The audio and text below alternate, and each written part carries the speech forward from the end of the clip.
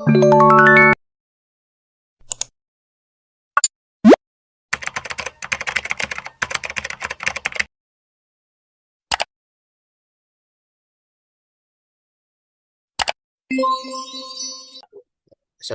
warahmatullahi wabarakatuh. Kami dari kelompok 2 akan mempresentasikan tentang snowball sampling. Yang berangkat tangan saya Omar Gustiano. Saya Cynthia Malia. Dan saya Elisa Dian.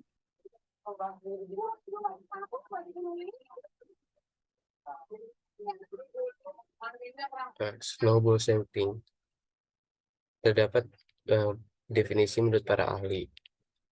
Di antaranya yang pertama, menurut Neumann, snowball sampling adalah suatu metode untuk mengidentifikasi, memilih, dan mengambil sampel dalam suatu jaringan atau rantai hubungan yang menerus. Sementara menurut Sugiono, snowball sampling adalah suatu teknik penentuan sampel yang mula-mula jumlahnya kecil, kemudian sampel ini memilih teman-temannya untuk dijadikan sampel. Dan yang terakhir menurut Subagio, snowball sampling adalah teknik pengambilan sampel dengan bantuan key informasi.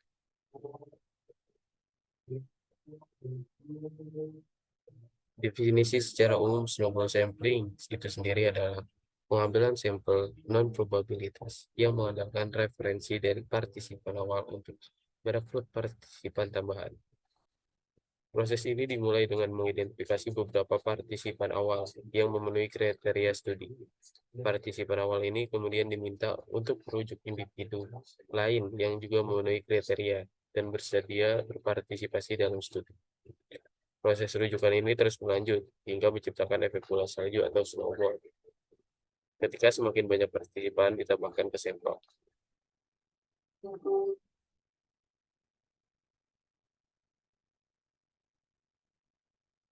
Selanjutnya ada jenis-jenis snowball sampling. Yang pertama itu ada snowball sampling linear.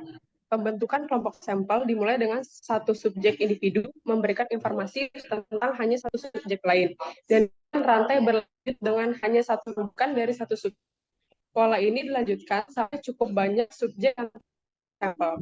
Kedua ada snowball sampling non-diskriminatif eksponensial, yaitu subjek yang ditunjuk sebagai sampel memberikan referensi atau sumber mengenai subjek-subjek lain yang memiliki kesamaan atau kemiripan. Semua subjek yang direferensikan akan menjadi sampel.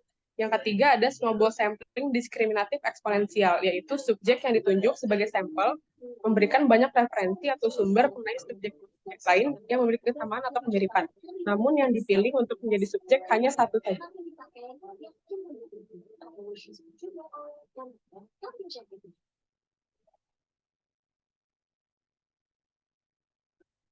Selanjutnya ada tujuan dari snowball sampling, yaitu untuk mengakses populasi yang sulit dijangkau atau tidak terdefinisi dengan jelas. Metode ini digunakan untuk memperoleh partisipan melalui jaringan sosial yang ada, dengan meminta partisipan awal untuk merekomendasikan partisipan lain yang mungkin relevan. Selanjutnya ada manfaat dari snowball sampling. Secara umum, manfaat dari penerapan teknik ini dapat menemukan atau mendapatkan sampel yang luas berdasarkan sampel yang kecil. Selain itu, snowball sampling juga memudahkan peneliti dalam mengumpulkan data-data yang bersifat kualitatif. Next.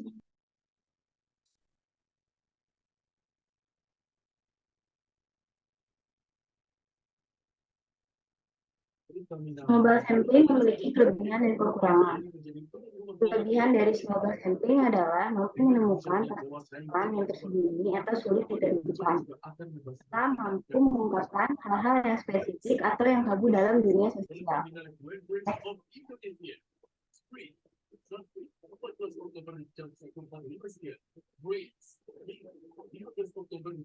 Membahas snowball sampling, yaitu waktu pelaksanaan menjadi lebih lama apabila peneliti sulit membangun jaringan. Yang kedua, biaya penelitian dan tenaga yang dikeluarkan dapat bertambah dari perkiraan semula apabila belum menemukan responden yang dimaksud. Yang ketiga, ada masalah etika yang harus dipertimbangkan ketika mempublikasikan data terkait dengan jaminan kerahasiaan identitas partisipan, khususnya apabila terkait hal-hal yang dapat mengancam keamanan diri partisipan. Next.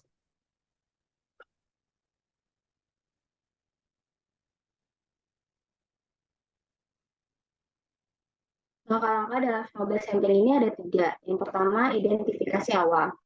Tahap ini dimulai dengan mencari subjek atau sampel yang sesuai dengan kriteria penelitian. Yang kedua, subjek memberikan referensi atau sumber. Tahap ini dilakukan dengan meminta subjek awal untuk memberikan informasi tentang subjek lain yang juga memenuhi kriteria penelitian. Yang ketiga, referensi subjek memberikan referensi lain. Tahap ini dilakukan dengan menghubungi referensi lain dan meminta mereka untuk memberikan informasi tentang referensi yang lainnya yang memenuhi kriteria penelitian. Dalam ini, prosesnya akan terus berlanjut yang menciptakan efek bola salju tersebut. Pengaplikasian snowball sampling.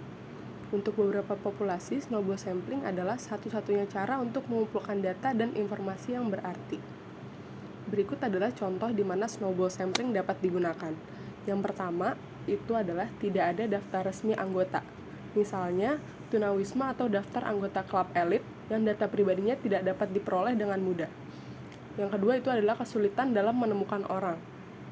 Seperti misalnya, orang dengan penyakit langka cukup sulit ditemukan. Yang ketiga adalah orang yang tidak bersedia disebutkan namanya.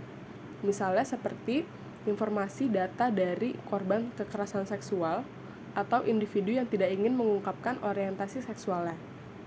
Lalu yang terakhir adalah kerahasiaan tentang identitas mereka, seperti orang-orang yang menganut aliran sesat atau ekstremis agama, atau bahkan juga hacker atau peretas. Selanjutnya ada contoh penggunaan snowball sampling pada di dunia teknik sipil.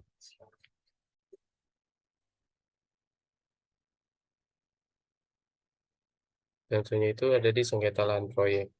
Penelitian dilakukan guna mengetahui penyelesaian sengketa lahan pembangunan proyek Mandalika. Salah satu orang yang bisa dijadikan sumber data yakni salah satu masyarakat yang berdampak dari pembangunan proyek tersebut. Dalam proses snowball sampling, masyarakat yang dijadikan sampel akan diminta memberikan informasi terkait keberadaan anggota masyarakat lain yang bisa menjadi sumber data.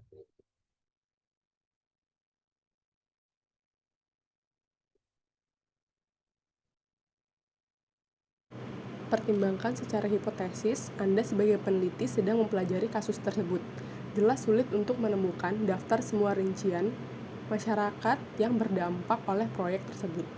Namun, Anda dapat mengidentifikasi satu atau dua individu yang bersedia berpartisipasi dalam studi penelitian Anda. Kepercayaan adalah bagian penting dari setiap peneliti. Seorang individu yang siap untuk berbagi informasi perlu mengetahui bahwa informasi tersebut akan digunakan secara diam-diam, dan kepercayaan semacam ini sangat penting dalam snowball sampling agar peserta setuju untuk mengidentifikasi diri mereka atau kelompok mereka. Peneliti pertama-tama perlu mengembangkan hubungan semacam itu dengan para peserta. Perlu diketahui bahwa teknik pengambilan sampel ini dapat menghabiskan lebih banyak waktu daripada yang diperkirakan karena sifatnya. Analisis snowball sampling dilakukan setelah responden menyampaikan umpan balik dan pendapat mereka. Kemudian data yang dikumpulkan bisa bersifat kualitatif ataupun kuantitatif. Berikut sumber-sumber yang kami dapatkan dalam membuat presentasi pada kali ini yang diambil dari Google. Sekian dari kelompok kami, kurang lebihnya mohon maaf. Wassalamualaikum warahmatullahi wabarakatuh.